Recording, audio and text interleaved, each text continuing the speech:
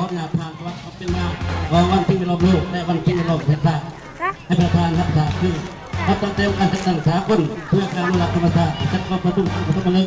เกี่ยวกับการศึกษาด้านสิ่งแวดล้อมเป็นในปีกลอยปีที่8เพื่องานก้าวได้ขยายตัวจากกองเรื่องความเกี่ยวกันนั้น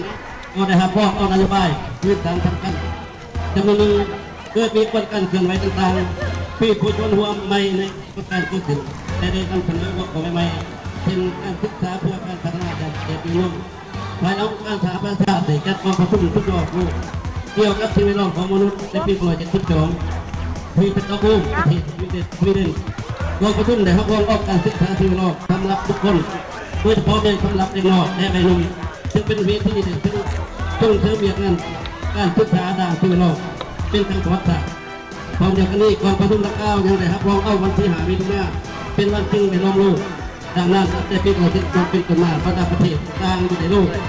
ก็ได้ร่วมกันฉลองวันที่ในโลกโลกซึ่งปี2009ในครบรอบ40 ปีสำหรับประเทศเราพรรคและรัฐบาลมันได้เอาใจใส่ส่งเสริมการพบปะการบูรณะเพื่อผู้ที่ในโลกทางกิจกรรมความรู้ความทางผู้ระดมทุกคนและการจัดตั้งทางภายในต่างประเทศให้เห็นในความสำคัญเป็นเวลาเที่ยวสะอาดและงามตาเพื่อจะคนละคิดด้วยปฏิบัติตามกฎหมายบ้านเมืองการศึกษาสิ่งโลกมาตรา89ของพวกเราถือเอาวัฒนธรรมพิจารณาเป็นสิ่งในโลกแห่งชาติเพื่อส่งเสริมการคิดสำนึกและยกระดับคนตื่นตัวในการพัฒนาสิ่งโลกให้แก่ประชาชนดึงแสดงออกในแต่ละปีดูถึงการและท้องถิ่นมีทางกระบวนการและจัดพิธีสำคัญด้วยทุกการที่ว่าของพวกเราได้ทดลองกันสิ่งโลกแห่งชาติในปี2009เป็นมาถึงปี2019ปีในแต่ละปีเขาก็เล่าเป็นที่นี่เขาต้องวันดักกาว